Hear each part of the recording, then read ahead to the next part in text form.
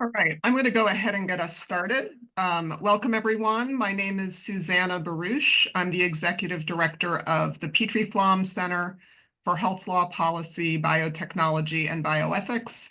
We are an interdisciplinary research center at Harvard Law School. So glad you could join us for today's event. The numerous adverse effects from climate change are taking a particular toll on the world's nearly 1 billion people with pre-existing mental health conditions or psychosocial disabilities. We are honored to be part of this event to examine this devastating interplay with colleagues at the Harvard Law School Project on Disability and the Global Mental Health at Harvard Initiative. Just a couple of notes. As you'll see on your screen, you can submit questions at any time using the Q&A function at the bottom of your screen or email us at petrie-flom@law.harvard.edu. We'll do our best with technical support. I want to encourage you to check out Petrie-Flom's blog, Bill of Health, subscribe to our newsletter, and follow us on social media. And I want to thank the stellar team at Petrie-Flom, Laura Chong, Lisa Gorelick, and Erin Lynch for making this all possible. So at a moment of a dizzying amount of very intense news, I will say that I personally find some comfort in working with brilliant and generous colleagues. And on that note, I want to introduce Dr. Michael Stein, who will be our moderator for today's event. Dr. Stein is the co-founder and executive director of the Harvard Law School Project on Disability and a visiting professor at Harvard Law School for over a decade. Dr. Stein's path-breaking scholarship has been published globally by leading journals and presses. He's the recipient of numerous fellowships and awards, and I'm delighted to call him a colleague and a friend. So with that, I will turn the microphone over. Thank you. Thank you so much, Susannah, and echoing the solidarity. We at the Harvard Law School Project on Disability are absolutely delighted to bring you this webinar on mental health and climate change when a global crisis and planetary emergency collide, in collaboration with our friends and colleagues from the Petrie-Flom Center and Global Mental Health at Harvard. I will also add my thanks to Hezi Smith at HPOD and to Katie O'Neill at Global Mental Health at Harvard for their support in pulling this event together. And please do visit the HPOD website, Harvard Law School Project on Disability. The link is in your chat. We would value you attending future events, using our resources, and collaborating with us. Marginalized populations, including persons with mental and physical disabilities, face disparately higher rates of mortality and harm from both climate disasters and slow onset climate change. For instance, meta-analysis demonstrates that persons with mental disabilities face triple the risk of mortality during heat waves. Changing climate also adversely impacts mental health and well-being by both heightening pre-existing mental health challenges and elevating the risk of novel mental health conditions. Yet, to date, climate policies, interventions, and research systematically fail to address either the impact of climate change on persons with pre-existing and significant mental health challenges, or the mental health needs of highly affected persons with disabilities. Indigenous peoples with disabilities' cultural connections to ancestral land and water is threatened by climate change against a backdrop of disability discrimination, socioeconomic marginalization, and intergenerational trauma that impacts their mental and physical well-being, to cite only one subpopulation. Persons with mental and physical disabilities are experiencing disproportional climate impacts, heightening existing discrimination intersectionally, and creating differential impacts, widening inequity within countries and between low-income and high-income settings. People with disabilities face heightened exposure to increasingly frequent and more severe extreme weather events due to structural barriers such as the scarcity of inclusive emergency planning, accessible early warning systems, transportation, and evacuation shelters. Moreover, in climate disasters, persons with disabilities face heightened exposure to safety risks and triggers of violence. Climate change also elevates water and food insecurity, displacement, climate-related conflict, migration, and increases barriers to livelihood. To illustrate, just within one country context, here are 3 facts from Nepal. 80% of persons with disabilities lack accessible shelters. 57% of women with disabilities experience emotional, physical, and sexual violence linked to climate disasters. And 75% of Indigenous women with disabilities are without access to cultural food systems and experience food insecurity. Consequently, persons with mental and physical disabilities facing disparate exposure to disasters and violence and disruptions to accessing social, economic, and ecological environments vital to their mental health are at heightened risk from climate-related post-traumatic stress disorder, anxiety, psychological distress, and suicide. Meanwhile, persons with mental and physical disabilities are systemically neglected in climate negotiations, climate commitments on the national level, climate policies, and climate finance.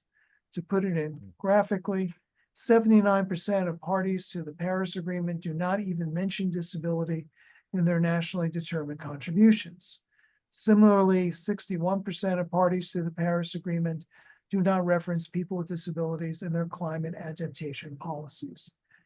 This is true despite the United Nations Convention on the Rights of People with Disabilities providing a legal mandate for inclusive climate action and inclusive climate action facilitating fulfillment of Sustainable Development Goals as well as other international instruments. And all the while, the World Meteorological Organization has confirmed that 2024 was the warmest year ever at 1.55 degrees centigrade above the pre-industrial average. Thus, immediate transformative climate action is necessary. Some thoughts on moving forward, and our panelists will give their own wisdom. Climate responses must be centered on and prioritize social equity, including disability equity.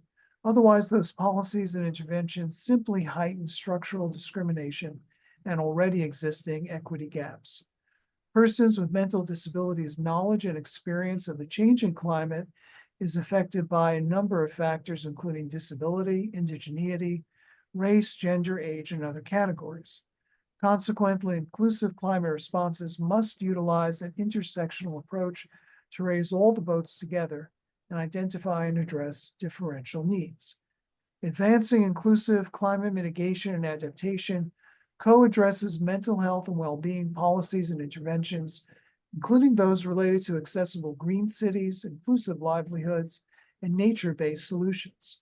During hot weather, for example, inclusive climate measures would include community outreach services, accessible cooling centers, and urban green and shaded spaces, inclusive social protection, inclusive livelihoods, and food security initiatives. Importantly, and I underscore this, inclusive climate justice mandates the meaningful participation of persons with all types of disabilities in climate-related leadership, decision-making, policies, and initiatives from the local to the global level. Persons with disabilities have disability knowledge to solve climate challenges and individual and collective agency. Further, disability climate advocacy can co-benefit mental health and well-being. Persons with all kinds of disabilities must be included in climate decision-making regarding outcome assessments and the development of well-being indicators to promote inclusive climate responses. Co-design is crucial to developing culturally appropriate inclusive climate policies and interventions that co-benefit mental health and well-being. Locally led adaptation initiatives are an opportunity for organizations and persons with all types of disabilities to undertake inclusive climate action that co-benefits their mental health and well-being. Strengthening the capacity of all stakeholders on mental health, disability, and climate change through education and training is vital, as well as heightening access to information on mental health, climate, and disability. On the topic of information, we encourage you to visit our website or the World Bank's website to find the one and only handbook on climate change and people with disabilities available in easy read. It's available for free, so please download and use it. I will introduce each of our 6 speakers very briefly right before they speak. They will each have 7 minutes to share their perspectives. Following their presentations and concluding remarks will be presented by our esteemed collaborator, Vikram Patel, and we'll take Q&A if any time remains. So if you have the opportunity, please do put your questions and answers into the chat box. We'll begin with Pat Dungeon, who's from the Bardi people in Western Australia. Pat is a psychologist and professor at the Baruch Center for Aboriginal Health and the School of Indigenous Studies at University of Western Australia. Her area of research includes Indigenous social and emotional well-being and suicide prevention. Pat, it's all yours. Okay. Thank you, Michael. Is that my little diagram being seen properly there? It is Yes. indeed. Thank you. Thank you. And look, it's a real privilege to be a part of the panel, to be engaging in this very important discussion of climate change and its impact on all people, but particularly those with disabilities. So I'm really pleased to be a part of the conversation, so to speak. I'm basically speaking from an Australian Indigenous perspective. As Michael said, I live and work in beautiful Noongar, that's in Perth in Western Australia, but my people are from the up north, slightly up north on the west coast of Australia. But climate change has emerged as a big issue for Indigenous people, not only in Australia, but we've been writing papers with other First Nations people from New Zealand, Canada, and so we're having our own conversations as well. But and most of you all know this, but I will go over it in any case. As you are aware, Indigenous people are probably, some of the most disadvantaged people on the globe. We've come from different histories of colonisation and oppression, and we're starting to achieve self-determination, political, economic, cultural self-determination. So it's a really important time for us in our development. My background is in psychology and well-being, and one of our jobs has to be to challenge Western psychology and mental health concepts, and to make a place for our own Indigenous knowledges to be expressed.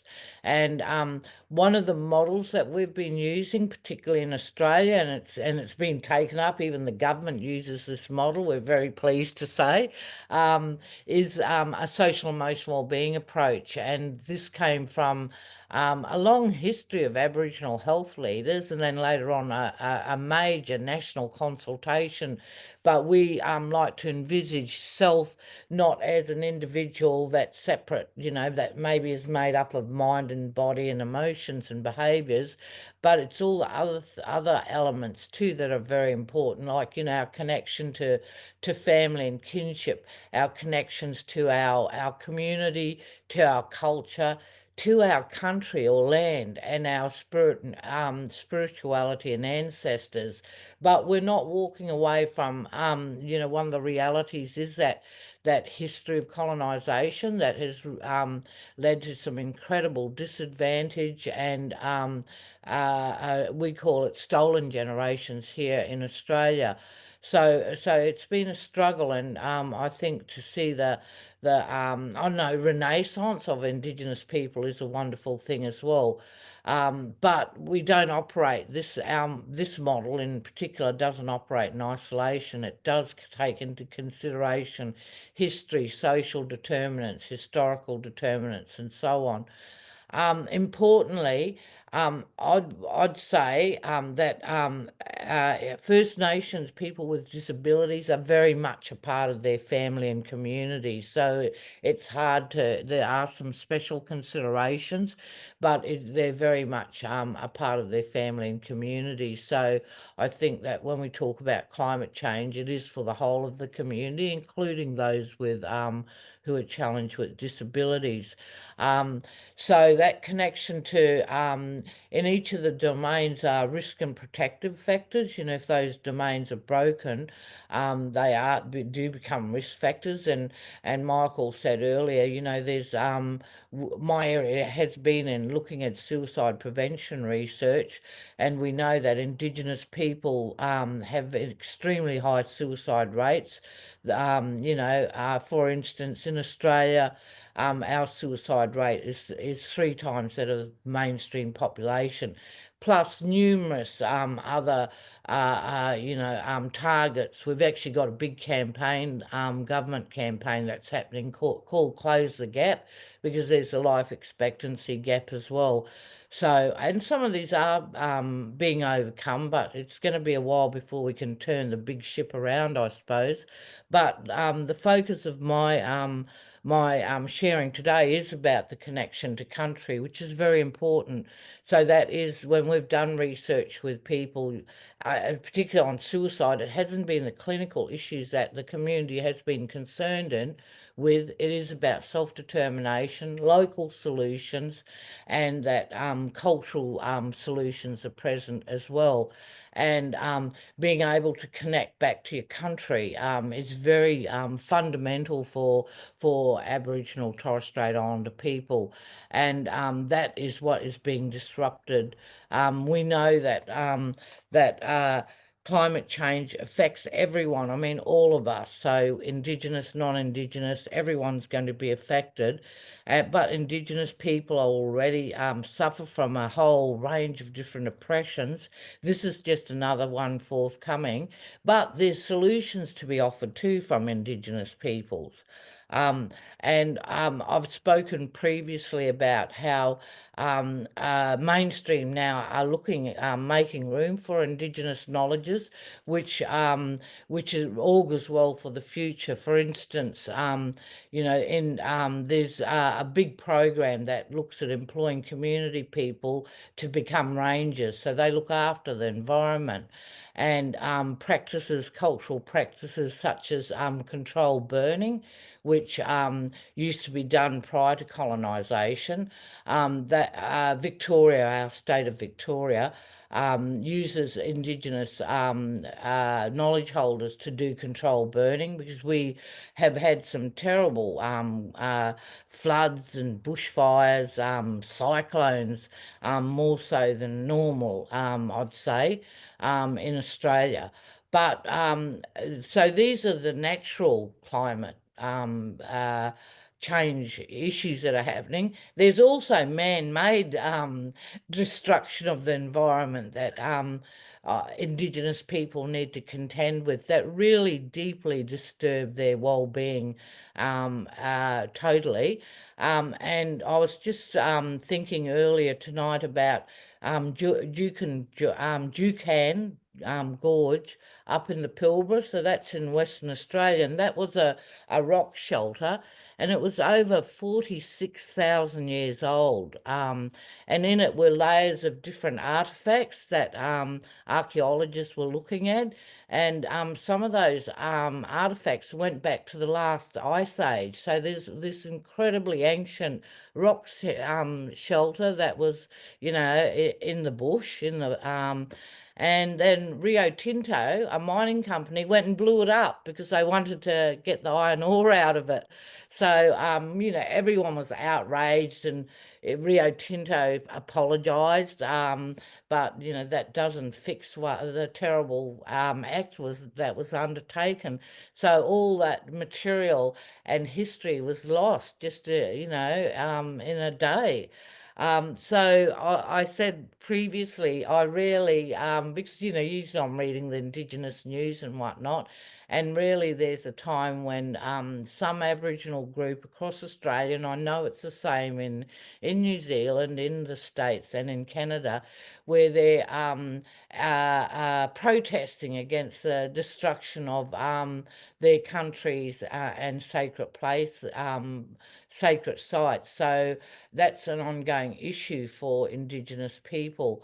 And I think for profoundly to see, and this Jeffrey Ansley, a Canadian colleague, First Nations colleague, says that, he can't even begin to imagine how a young First Nations person would feel to see their environment, which is their ancestors, contains their ancestors' stories and Indigenous knowledges, being destroyed. What does that do to your humanity and your sense of worth? So that is a added stress onto Indigenous people. Climate change, but I wouldn't just also limit it to natural disasters and changes. I think some of it is man-made, and it'd be lovely to see people, take it seriously and not wait to do what I consider a bit of an empty apology later. And I think my time's up. I didn't even time myself, Michael. And no one's given me a signal, so I'll leave it at this. Sorry to end on such a negative note, but it is a serious issue and it does involve all of us. But I'll hand over to our moderator. Thank you so much, Pat, and thank you, by the way, for being awake in the middle of the night in Western Australia. We're very grateful for your solidarity and for your perspective. We'll turn now to Asha Hans, who is Professor of Political Science and Founding Director of Women's Studies at Utkal University. Most of our recent work has been on disability, gender, and climate change, including the impact on persons with psychosocial disabilities. She's written the National Guidelines on Disability Inclusive Disaster Risk Reduction for the Government of India and carried out research for the National Commission for Women. Asha is a mentor to several generations of disability scholars and advocates. Asha, thank you so much for joining us. Thank you, Michael. It's good to join you again. And, I'm sure that there'll be some repetitions of what I said last time, but that is something that we had already discussed. But what is very clear now, this year especially, that where climate change is concerned, the extreme weather conditions that we are facing today, I have 40 degrees where I stay. It's never been this hot. So the heat, the flooding, the snow melting, all of them are related to each other. If you have snow melting, the flooding starts. So in a way, these connections are very clear. And in these connections, that where the global south is concerned, we have an agrarian economy, and this agrarian economy is completely destroyed by the climate change, leading to poverty as well as other issues that come up, which remind us of what we were at one time, of a colonial state, which has seen not only poverty, but also we have been seeing patriarchy for a very, very long time. If we talk about women with psychosocial disability and we don't talk about patriarchy, then it is not enough to discuss the issues that are there. Because there's not only mental stress in climate change situations, wherever I have been for field work, whatever, everyone is under stress in those conditions. So this is something we need to look at, that it is across the board that climate change is impacting everyone. I begin with this clarification that I think, mentioned last time, that gender is not narrow focus view of men and women. Rather, it is about what roles they have, what responsibilities they have. So if you look at only quantitative and say that this many men and women, is not going to work out. We have to see what are the roles that have been changed, what are the responsibilities that women have, whether it has increased or not. I will look at it from the lens of equality, because part of the Beijing plus 30 that we have been doing for the last 1 year makes it clear that equality is something, it's not only men and women, it's between women and other layers where women with disabilities are concerned, and that includes women with psychosocial disability. And this is strengthened by all our constitution, that equality is something that we must look at. There are two pillars here that I see. I see the two pillars that are the right to life, the fundamental human right, and the right to freedom where psychosocial disabilities are concerned. Because if you look at women with disabilities, you don't only look at climate change, you also look at what was there before. And what you see is they have less education, they have less access to work, and not even information comes to them. So 80% of the persons with disability who live in the global south, and of which about half are women with disabilities, a large group of them are psychosocial disability. I don't think that we still have enough data to say very, very clearly that these are the numbers that women with psychosocial disabilities exist. We do have smaller ones, but not all the women who are at high risk and who have very little access to resources. Traditionally, there are negative attitude toward them, which is a very, very common phenomena, whether it is in a village or whether it is in an urban area. But climate change and women with psychosocial disabilities, they do not exist in a void. There are socio and economic cultural factors which bind them together. And one of the things that is very visible with psychosocial disability is what happened. Why are there so many women with psychosocial disability? My research has shown the earlier that what we have done is that many of the women with psychosocial disabilities reach that stage during the time of marriage. Marriage in India is one of the things that includes psychosocial disability as one of the factors that people exclude them. People think that it is, one of the words that has come up is that of madness. And this is something that psychosocial disability and marriage are very, very linked together. Research shows that they're generally faced with high rates of depression and anxiety and violence, perpetuating a severe amount of violence that no one else does. And this is exacerbated during climate change. So if you have the right to life and the right to freedom, where the right to life is concerned, one of the issues that we have seen during climate change, and especially disaster-linked climate change, is that accessibility can have fatal consequences for women with psychosocial disabilities. It is access. If we have access, it will provide them climate justice. But if you have women with disabilities within a household and locked inside it, completely invisible, the community does not share their concerns. So then what happens is that there is accessibility becomes severe, where they are completely, for instance, if you want to evacuate them, you could not, because you would not even know that they are there during a disaster. So the overall paradigm is that the right to life where women with disabilities, psychosocial disabilities are concerned is very important. And then the right to freedom, because many of the women with psychosocial disabilities are also institutionalized despite the laws. So if they do not have the right to freedom, they will not be able to go out or to do whatever their right, or to access their rights. I will look at them through a case study that we have done, 2 case studies, and these are climate hotspots. The climate hotspots on the coastal erosion that we have. And the other part of what FAO and WF call are the hunger hotspots. Because within the climate hotspots are also the hunger hotspots, because where climate is concerned and the agriculture is concerned, it affects completely, destroys agriculture. That is what we have seen in terms of coastal erosion.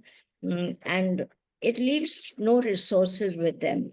Most people who are there One of the case studies that we have done, 7 villages were wiped out. Is it time? Yeah, I'll just wind up that within those 7 villages that were wiped out, they no longer have access to health, to even to migrate, but they are completely displaced. And where displacement is concerned, the access to food is so limited that it becomes a hunger hotspot. And this is something I think we need to do much more research. We also need to look at where problems are concerned in terms of integrating psychosocial disability, gender voices, and field research much more where women's collectives are concerned, whether they do have collectives with each other or no, and what can it reveal when you go out into the field and see that women with psychosocial disabilities have managed to come out of those hotspots and trying to make a life for themselves and trying to change the law and the course of life. Thank you so much. Sorry, I had prepared for 10 minutes and You're wonderful, Asha. Thank you so much. In fact, I feel very guilty signaling to anyone because you all have so many wonderful things to share. Our next panelist is Lise van Susteren, who is a general and forensic psychiatrist and an expert on the physical and psychological impacts of climate change. She's the founder of Climate Psychiatry Alliance, a professional group dedicated to promoting awareness and action on climate from a mental health perspective. And in collaboration with colleagues, she developed the www.ecocide.org and www.climateandyourmind.org free online publications about climate, psychology, and public health. And I put links to both those sites in the chat. Lise, thank you so much for making time to be with us. Thank you for having me. I want to make a couple of key points about what we know as experts here. And I'll start off with the essential one, which is number one, turning what we know into what we do. And for that, I want to address that we often make a cognitive appeal, which is the thinking brain. So we have a body of knowledge that we can refer to, and we can talk to each other conveniently, efficiently, etc. But here's the flip side, which is that what drives people to take action, what moves them to feel, is when you use language that is an emotional tone. So connecting with people emotionally is essential in the work that we do. That means that you describe things sometimes with passion. And one other really, I think, important, what we are hearing now more and more often, is the value of telling stories. Give case histories for people who can't imagine what we know. When you give a visual, that helps them, that moves them, that connects them emotionally. They're more likely to take action. So 3, messaging. This is a critical part also of the work that we do. Who's our audience? If we're talking to each other, other experts, that's one thing. We know what the lingo is and we can use the shorthand. If we're not, we better have the language that they use. And for this, I'm talking especially about policymakers. They need to hear about building resilience. People like to hear that, voters, but we have to talk not only about physical resilience, but psychological resilience, and point out that they are a two-way street. What causes damage or harm in one direction causes it in the other. And then pointing out, this is also key, is that here are empowering actions that can be taken. Because it's one thing, and I've been told, don't come to me with your vision about what would be possible or great idealism. Show me examples where it is already working. 4th, alliances. I've seen with my own work that when we bring in certain populations, that can be the magic sauce. And I'm speaking specifically of young people. Young people are at the tip of the spear. They will experience the cumulative toll of the issues bringing young people in to talk about their personal experiences wherever you are, especially 16 to 25. I'm not talking about little children. This is something that will really put pressure on the audience to take action. Then there's, of course, legal action. I've been involved in a number of cases when the populace feels that the long arm of the law is, or the muscles are going to be flexed, they're behind us, the business gets behind us, donors get behind us, etc. And an often undervalued or unthought of group, which I am not a part of myself, but I started a group, are faith leaders who can talk to an audience about the moral high ground and that God is calling to them to be good stewards of the environment. Fifth, provide support for others. If we want to get our message out, we need to work with others. For example, I heard just a while ago about a woman named Rachel Rothschild. She is at the University of Michigan. She is one of the originators of the legal argument of the polluter pays. And all you know what has been unleashed on her. She is being, I would say, legally harassed for her thoughts and for her work. And we need to get behind people like that. I wrote a statement representing the Climate Psychiatry Alliance and the Climate Psychology Alliance in defense of her. So these are the kinds of people we need to get behind. Social media, number 6. I don't do social media, but I've got to be a convert, because just as there are climate tipping points, there are social tipping points. When we reach the grassroots, we can change a culture.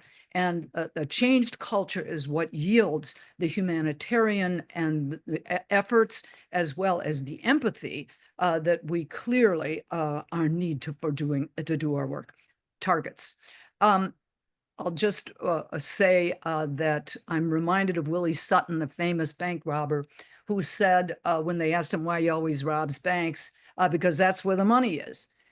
For us, the money is reaching policymakers, going to them with an appeal that moves them emotionally, with the right messages, with the right people.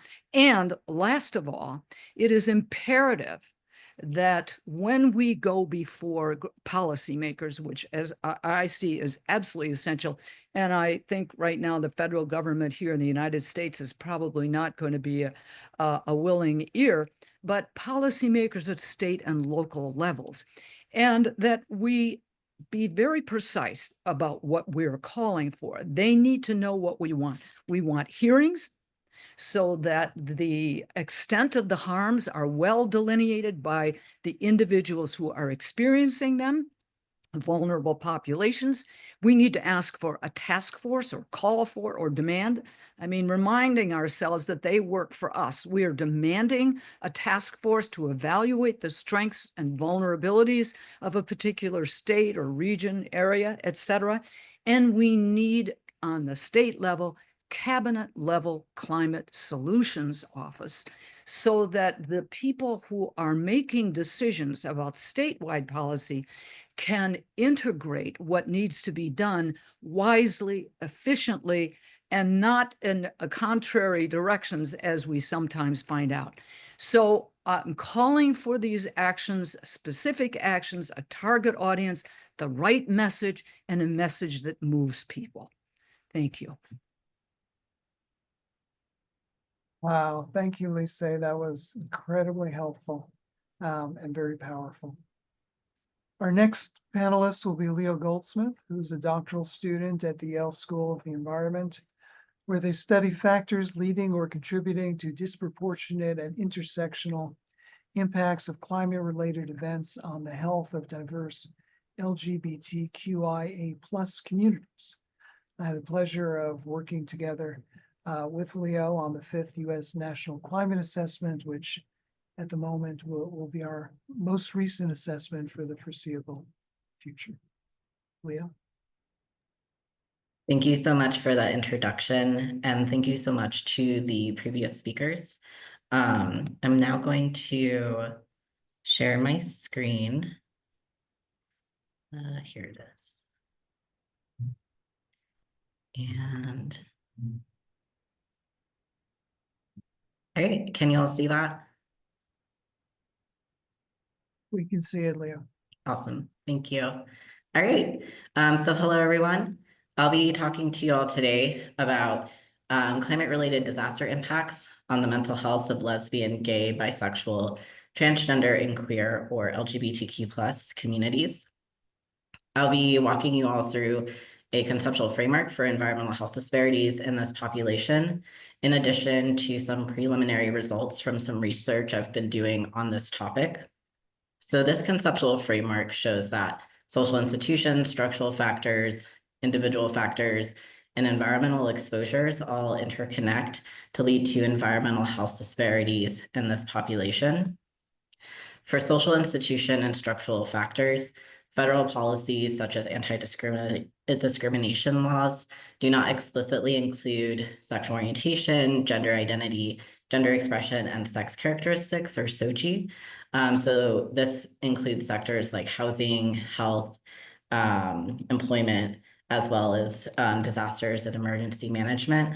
And so because they're not explicitly included, their needs are unable to be addressed, which can lead to then these disparities, health, economic, and social disparities that put them in a position where they're unable to adequately prepare or respond to climate-related disasters. For individual factors, LGBTQ+ people, in addition to the general stressors that they already, everybody has to deal with, they also experience additional external and internal stressors related to their identities. And so these external and internal stressors include violence, discrimination, prejudice, concealment of identity, expectation of discrimination, as well as internalized hatred. And many of these additional unique stressors can be heightened during times of disasters. And also external and internal stressors can lead to higher mental health and physical health outcomes. This pathway between stressors and mental and physical health outcomes can be modified by community and social support. For environmental exposures, LGBTQ+ people in the US experience disaster displacement at 2 times the rate of non-LGBTQ+ people. In addition, they also experience disproportionate food insecurity, water insecurity, unsanitary conditions, fear of crime, and also social isolations during disasters. These type of experiences have also been found in other sexual and gender minorities in different countries as well.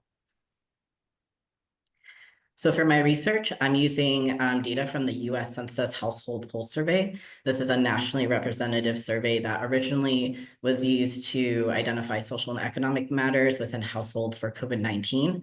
Since then, they have added questions on disaster displacement. So my research question is, does having intersectional marginalized identities, including sexual orientation and gender identity, increase the probability of high mental health burden in displaced persons in the US?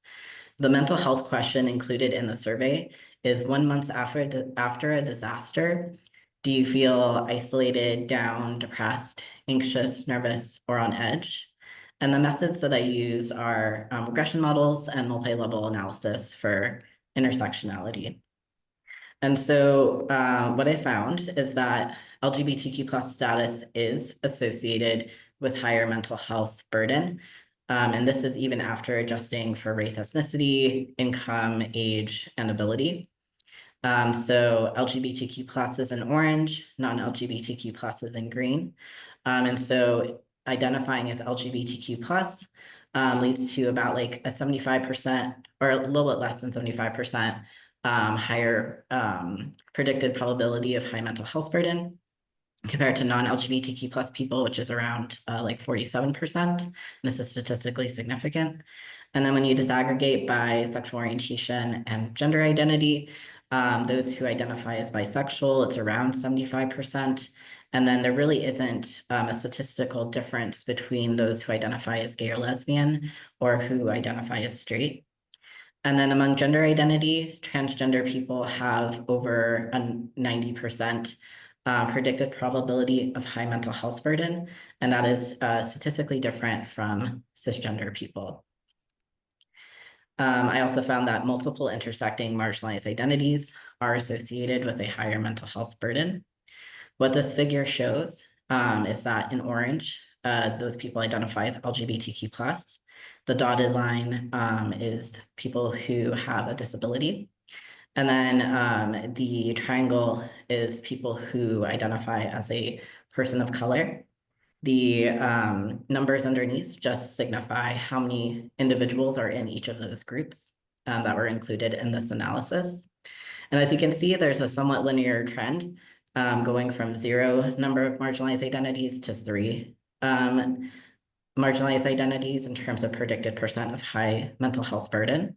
And that among 1 marginalized identity, those who identified as only LGBTQ+, did not have a disability and also identified as white, had the highest percent of high mental health burden among that group. And then those who had 3 intersecting marginalized identities had the highest predicted high mental health burden, and then those who have 0 had the lowest. And so some key takeaways is that having multiple intersecting marginalized identities, including sexual orientation and gender identity, can predict high mental health burden in displaced populations after disasters. So just focusing on one identity for intervention may not be sufficient. However, when taking into consideration people's lived experiences and backgrounds, inclusion of sexual orientation and gender identity is needed within that when taking an intersectional approach. And lastly, a people-centered approach. So really taking into consideration like the whole person, whole holistic person, in addition to other approaches, is necessary in regards to disaster behavioral health services. And so with that, thank you all so much. These are my references, and I'm looking forward to the rest of the talks and the Q&A. Thank you so much, Leah. So now we'll turn to Walid Yassin. Walid is a research scientist at Beth Israel Deaconess Medical Center and heads up initiatives on neurodiversity across Harvard University. In addition to publishing formidable research, Walid works with students, staff, and faculty to advocate for neurodivergent people at Harvard and advances our understanding and accommodation of neurodivergence.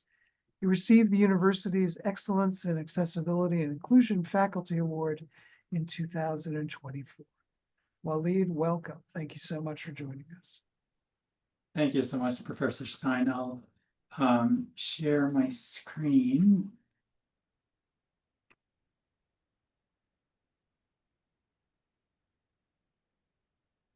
Okay, so I'll be talking about neurodiversity and climate change. Present day climate change includes both global warming and its wider effect on Earth's climate systems. Main causes of that include burning fossil fuels, deforestation, industrial emissions, and pollutions. So this has both environmental impact and human impact. The environmental includes rising temperatures, melting glaciers and sea levels, rises, also more frequent natural disasters. The human impact include food and water shortages, displacement of communities due to extreme weather, and increased health concerns and wider spread of disease due to pollution. Now, climate change disproportionately affects marginalized populations. These include low-income communities and people in developing countries, minorities facing systematic inequalities, disabled and chronically ill individuals with limited mobility. However, within this community, neurodivergent folks are really not included in the conversation when it comes to climate action or climate change. But first, let's talk about what is neurodiversity. So neurodiversity is the concept that there is a range of differences in the way that people's brains function as a result of the broad spectrum of neurological differences among any group or population. This can be differences in learning abilities, attention, social interaction, among others, but also importantly, how we adapt to change and how we respond to environmental stressors. So because certain neurological traits are more common in the population, that results in a neuronormative standard. And so the world is largely structured for a majority of neurotypicals who share similar cognitive and behavioral traits. Obviously, this leads to the marginalization of those who diverge from the predominant neurotypes. So some barriers faced by neurodivergent individuals include sensory sensitivities, cognitive and executive functioning differences, as well as the need for predictability and routine. So climate justice, which is supposed to help in that direction, focuses on the unequal impact of climate change on marginalized or otherwise vulnerable populations. It examines concepts such as equality, human rights, collective rights, justice, and the historical responsibilities for climate change. It also attempts to ensure that all communities, regardless of income, ability, or background, can adapt to and survive climate change. There are things that we can do because of the challenges that neurodivergent individuals face, and some of these include sensory overloads and disaster stimulations. For example, crowded shelters, bright lighting, chaotic sounds, complex language used in evacuation plans, and service disruptions as well. So evacuation centers and shelters typically do not have quiet spaces or sensory-friendly areas. They have high unpredictability and lack structure. Disaster response, fire alarms, sirens, flashlights can trigger sensory overloads in neurodivergent individuals. And the lack of emergency staff training in neurodiversity support is one of the most important aspects that I believe requires our attention. So neurodivergent people are not consulted in climate justice or disaster planning. This results in climate adaptation plans that ignore neurodivergent needs and policies that assume everyone processes information in the same way. Some potential solutions include neurodivergent individuals in climate discussions, of course, and partner with neurodivergent advocates. Use universal design and climate adaptation plans, and policies should be flexible, structured, and accessible for all. So one country that has really done a great job at this is Japan. So they have well-structured plans, anticipated steps for people to follow, accommodating action plans, and inclusive protocols. So some recommendations to, for example, existing shelters include having quiet rooms with dim lighting, noise-canceling headphones availability, dark lenses and to decrease visual stimulation, weighted blankets and sensory tools for stress reduction. They could also have clear and predictable routines, for example, step-by-step schedules for shelter occupants, use color-coded maps and visuals to guide movement, and have predictable protocols for people to follow. Some other challenges we have, emergency broadcasts and warnings are typically fast, loud, and complex, often use vague and indirect language. Solutions could include plain language alerts, short, direct, and simple, visual guides, step-by-step images, multiple formats of disseminating information, such as text, audio, pictograms, and alternatives to loud sirens for alerts, which there are many. Again, one of the most important things that I would like to highlight is the training of first responders, because these are the ones that are, that can alleviate a lot of the stress that is going on. These include police, firefighters, and disaster relief workers. Obviously, training on recognizing and supporting neurodivergent individuals and strategies for clear and calm communication. Finally, policymakers, climate activists, and disaster planners could listen to neurodivergent communities, make emergency plans accessible and structured, and design shelters and relief programs with sensory needs in mind. A truly just climate response must work for everyone. By including neurodivergent individuals in planning, we build stronger, more inclusive communities. Thank you. Waleed, thank you ever so much. We are now going to turn to Vikram Patel for concluding remarks. Vikram is the Paul Farmer Professor and Chair of the Department of Global Health and Social Medicine at Harvard Medical School. He co-leads the department's Mental Health for All Lab and co-leads the Global Mental Health at Harvard Initiative, which is one of our co-sponsors today. His work is focused on the burden of mental health problems across the life course, their association with social disadvantage, and the use of community resources for their prevention and treatment. Vikram has received more awards than I could possibly relate, so I'll simply reiterate what a pleasure it is to be able to work with you, Vikram.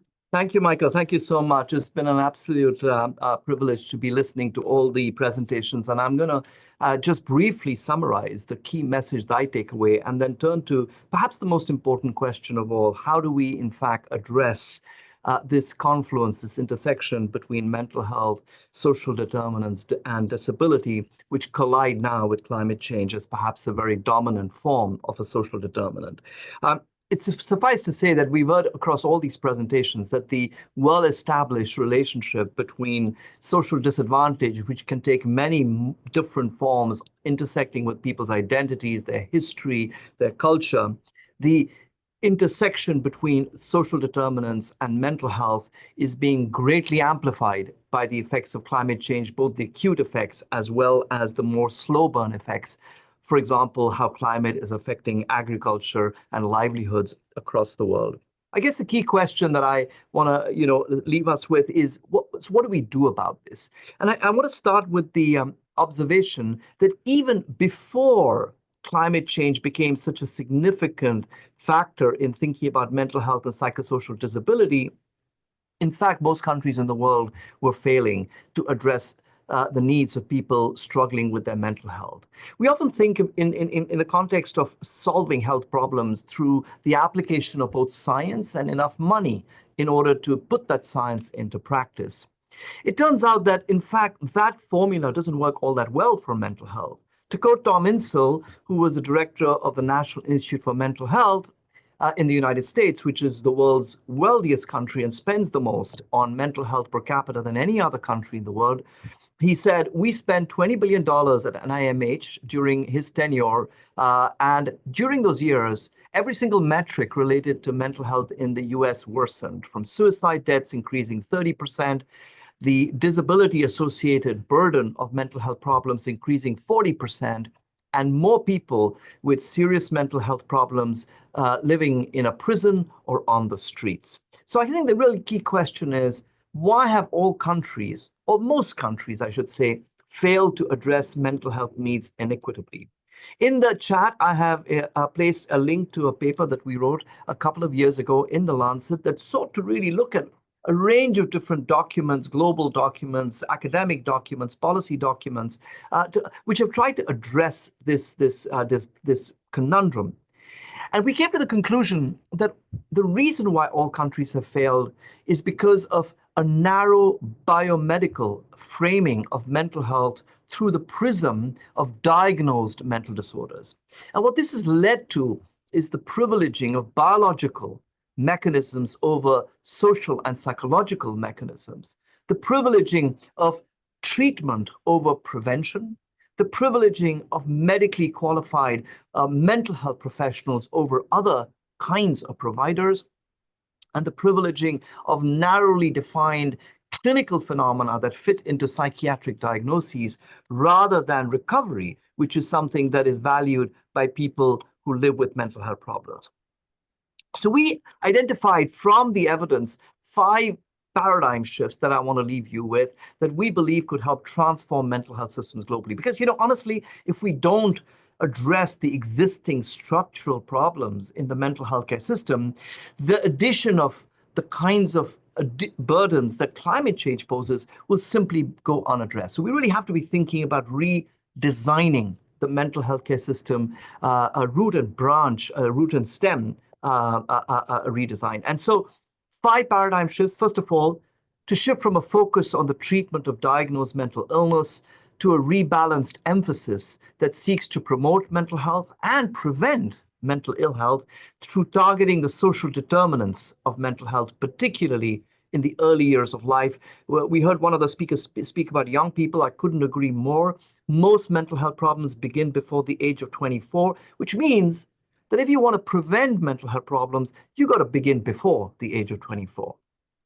The second paradigm shift is shifting from a focus on clinical interventions for serious acute presentations to recognizing that mental health problems don't appear overnight. It's not like a switch. One day I don't have a mental health problem and one day I do. In fact, they evolve over time, sometimes over years of a person's life. And this offers numerous opportunities for non-clinical interventions to play a role in enabling a person to recover before their situation becomes worse. And that leads to the third paradigm shift, which is shifting from a focus on highly trained and very expensive hospital-based mental health specialists to a much more diverse workforce that includes people with a lived experience, providing care to people in the moment without the need of a formal diagnosis. The fourth paradigm shift is to move from what is currently a very patriarchal system of mental health care with little respect for the dignity and autonomy of people who are struggling with their mental health to a rights-based approach, which provides alternatives to coercion and violence in mental health care, and importantly, achieves parity in all respects with other aspects of healthcare. And lastly, to move from a provider-centric design, as design of a mental health care system has really been designed, for people like me, psychiatrists or psychologists who are working in hospitals. And we need to flip that to centering the experiences of people with a lived experience and their families in every aspect of the mental health care system, from its design, its delivery, to holding it accountable. Thanks very much, Michael. Thank you ever so much, Vikram. We always appreciate your interventions. They're powerful and greatly insightful. We have a few minutes left for Q&A, and I will throw out what we have here in the Q&A box as a very provocative and thoughtful question, and panelists can elect to respond to it if they choose. And that is, much attention has been and is being paid to eco-anxiety, meaning the forms of psychological stress and harm that are caused by climate change and that affect people independently of any pre-existing disabilities or mental health conditions. Does this broader interest in and attention to addressing eco-anxiety on the one hand threaten to cast a shadow over specific differential effects of climate change on people with pre-existing disabilities or mental health conditions? Even so, are there opportunities for advocates and policymakers to leverage the broader interest in eco-anxiety in order to advance measures focused on people with pre-existing disabilities or mental health conditions?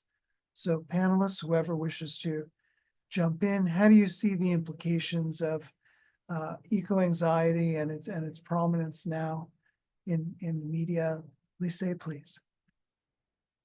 Well, to just sort of restructure the question in my own mind, and that is that anything we can do to talk about climate anxiety is a way to change the culture. And for us to have a policy change, we have to have the people at the voting booths recognizing the gravity of the harm coming to their children and to people all around them. So on the contrary, nothing is worsened by talking about it. Everything is worsened by I'm sorry, what did I say? Nothing is worsened by talking about it. Everything is improved. The more noise we make, the better it is. Thank you, Lisa. Would any of the other panelists like to respond or offer their thoughts?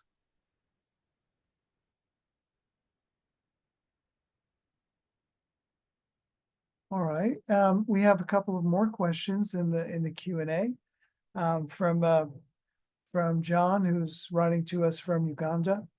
How can we help the rural women who are mostly affected by the dangers of climate change especially when looking for firewood to cook food. For sure, they're being affected so much by climate change. Thank you. And I would add on other gendered role playing, such as carrying water, cooking, caring for other members of the household. Would one of the panelists like to address that question? And thank you, John, for joining us. Asha. I can take that. I think where rural women are concerned, there is no, you cannot get any counseling, you cannot get any access to medical care at all. So there has to be a change, a shift, where we can somehow, what I have put in a chat box also, we can hear their voices. That means we have to go to them and hear them. And that is how we can make them come to the conclusion that this is what we want. We cannot sit in our hospitals, in our academic institutions and otherwise. But for rural women, we need to do much more field work. We need to go to them and go and listen to them. And their voices are very important. I think that is the way I would do it. Well, thank you, Asha. Would another panelist like to chime in? Yeah, I was just going to say that, I remember hearing a presentation from someone who described exactly how very practical engineering solutions can help relieve some of these physical burdens on the lives of women. So one very clever example was a kind of what they were showing was a kind of an innovator for young people to help solve problems that people living in conditions of poverty and rural women were facing. And he came up with a very interesting kind of a contraption that was like a bicycle meets a wheelbarrow that could allow women to therefore transport on very rough ground water from the well to their homes. I do think that solutions to these very complex problems requires out-of-the-box thinking. We need to be thinking of this in an interdisciplinary way. Some of those solutions are going to come from engineering. Some of them are going to come from reimagining how healthcare is delivered, but really looking at this as a cross-disciplinary way would be my strongest advice to you. Vikram, can I come in and say just one sentence? What is happening you give the example of water. Water, very few women now carry because water is being sold. So you're not living to higher poverty. I think we need to look at those changes also that are taking place. Thank you, Asha. We have 3 minutes and a lot of questions. So let me throw this reasonably short but complex question out, and any panelist who wishes to address it is welcome. Could you address the overlap between people with disabilities and older persons? When we talk about disparate impact and the effect of climate change, how should we be considering this intersectionality? I can maybe speak a little bit to that. I think implementing the universal design of implementation in climate action could be one way to go about it, because that sort of, even though it caters for its aim is to cater for specific people, but it really caters for a larger community. And so if older folks and people with disabilities have been taken into consideration with in these implementations, then that should be sort of a more holistic approach to climate action. Thank you so much, Walid. And so we're reaching the end of our time together. On behalf of the Petrie-Flom Center, Global Mental Health at Harvard, the Harvard Law School Project on Disability, we'd like to thank all the participants, viewers, and others for joining us today at this webinar. Please do visit our respective websites. Please do use these resources, and let's all work together to try to improve the lives of people with disabilities affected by climate change. Thank you, Michael.